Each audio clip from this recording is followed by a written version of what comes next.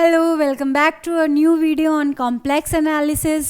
Last video complex के में हमने कर लिया था operations on complex numbers, that is addition, subtraction and multiplication. And मैंने आपको बोला था कि अब मैं डिवीजन करवाऊंगी, बट डिवीजन के लिए हमें एक टूल की ज़रूरत होगी जानने की. तो वो हम जानेंगे कि क्या हमें नेसेसरी है डिवीजन करने के लिए, जानना ज़रूरी है, वो आज हम जानेंगे. तो सबसे पहले आप लिखिए conjugate of a complex number. किसी भी कॉम्प्लेक्स नंबर का कॉन्जुगेट क्या होता है? Conjugate of a complex number of a complex number. Complex number भी, किसी भी कॉम्प्लेक्स नंबर z की मैंने आपको स्टैंडर्ड फॉर्म क्या बताई थी? x plus iota y, where x and y are from real numbers and iota क्या है? under root of -1. This is a standard form of any complex number. इसका conjugate को हम डिनोट करेंगे z बार से. कॉन्जुगेट का क्या डिनोशन हो जाएगा? z bar. This is conjugate of जो भी ये नंबर गिवन है z. ये क्या हो जाएगा? हमें क्या करना है? बेस आयोटा के साथ जो भी साइन है उसको क्या कर देना है? अपोजिट कर देना है, चेंज कर देना है. अगर हमारे पास आयोटा के कोफिशिएंट का साइन क्या है? प्लस है, तो कॉन्जुगेट में वो नेगेटिव हो जाएगा. अगर हमारे पास नेगेटिव है तो कॉन्जुगेट में वो क्या हो जाएगा? प्लस हो जाएगा. जैसे ये x प्लस आयोटा y है तो इसका कॉन्जुगेट हो जाएगा हमारे पास x minus iota y. For example अगर आप देखेंगे तो देखिए एग्जाम्पल, हमारे पास z1 एक नंबर है 2 माइनस 3 आयोटा.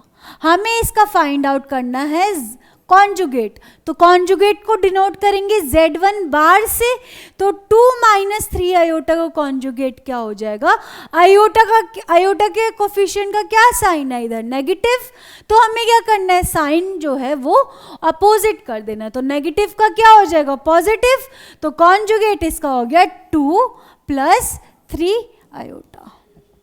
बात क्या ध्यान देनी है आपने इसमें कि सिर्फ आयोटा के कोफिशिएंट का साइन चेंज होगा. ये जो रियल पार्ट था इसका कोई भी साइन चेंज नहीं होगा. मतलब सिर्फ y की वैल्यू का साइन चेंज होगा, x की वैल्यू का साइन, रियल पार्ट का साइन चेंज नहीं होगा. तो कॉन्जुगेट आपने सीख लिया. कॉन्जुगेट की हेल्प से ही हम करते हैं division of two complex numbers. तो नेक्स्ट ऑपरेशन जो हम लिखेंगे वो है division of two complex numbers. Division of two complex numbers. Suppose हमारे पास दो नंबर्स हैं, that is z1 is equal to 2 minus 3 iota ही ले लेते हैं जो नेक्स्ट लास्ट लिया था, और z2 हम ले लेते हैं, हम 1 प्लस आयोटा. ठीक है. हमें क्या फाइंड करना है? इनका डिवीजन. हमें फाइंड करना है z1 bye z2.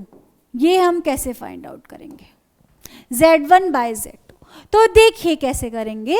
z1 bye z2 value put कर दो पहले, 2 माइनस 3 आयोटा अपॉन z2 की वैल्यू क्या है? 1 प्लस आयोटा.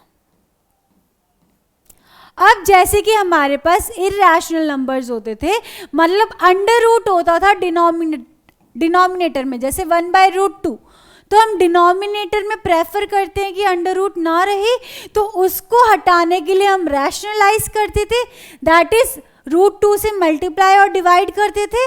तो वो नीचे क्या हो जाता था? इंटू √2, और ऊपर भी इंटू √2. तो ये हो जाता था √2 बाय 2. तो हम इस फॉर्म में आंसर को छोड़ते थे. सिमिलरली हम इसमें भी रैशनलाइज करेंगे, बट इसमें रैशनलाइजेशन का जो प्रोसेस होगा वो क्या हो जाएगा? डिफरेंट हो जाएगा. उसमें हमें रूट हटाना था, इसमें हमें क्या हटाना है? इसमें हमें आयोटा वाली टर्म्स नीचे से हटानी है. तो आयोटा वाली टर्म्स नीचे से हटाने के लिए हमें मल्टीप्लाई एंड डिवाइड करना पड़ेगा. मतलब न्यूमरेटर में भी कुछ मल्टीप्लाई करना पड़ेगा और डिनोमिनेटर में भी कुछ मल्टीप्लाई करना पड़ेगा. क्या करेंगे, वो करेंगे हम कॉन्जुगेट ऑफ डिनोमिनेटर। इसको क्या करना है, multiply and divide, multiply and divide by conjugate of denominator. तो 1 प्लस आयोटा है denominator. What is our denominator, denominator is 1 plus iota. तो इसका कॉन्जुगेट क्या हो जाएगा, मतलब डिनोमिनेटर का कॉन्जुगेट क्या हो जाएगा, 1 माइनस आयोटा। तो क्या करो आप इसमें 1 माइनस आयोटा से मल्टीप्लाई एंड 1 माइनस आयोटा से डिवाइड कर दो।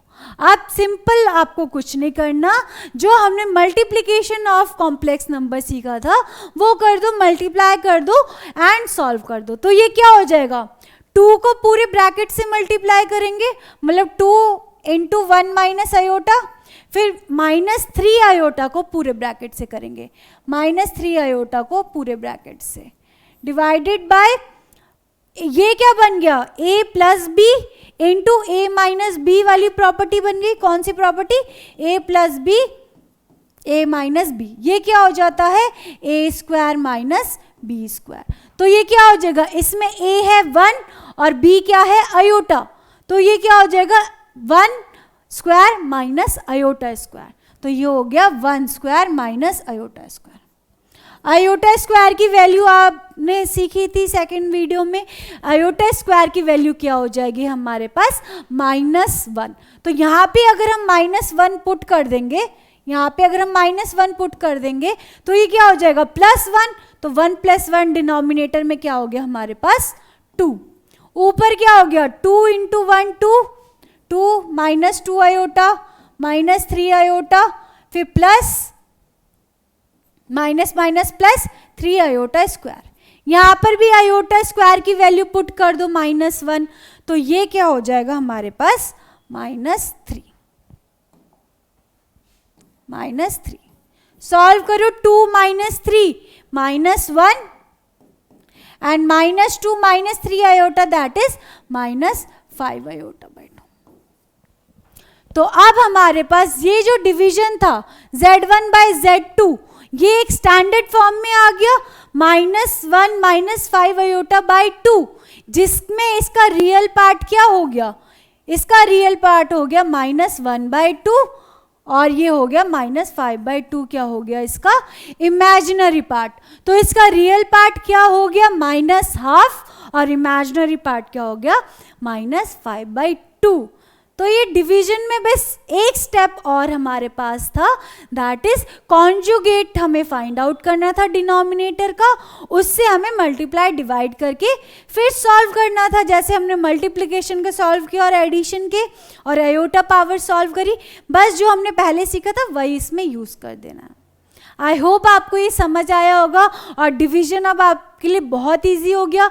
जब आपके लिए डिवीजन इजी हो गया तो आप ये वाली पावर्स भी निकाल सकते हैं, आयोटा की नेगेटिव पावर्स। सपोज हमें आयोटा की पावर -5 निकालना है, तो बस क्या करना है, इसको हम ऐसे लिख सकते हैं 1 आयोटा की पावर 5, फिर इसको सॉल्व कर दो कॉन्जुगेट की हेल्प से या किसी या आयोटा की पावर्स की वैल्यू पुट करके।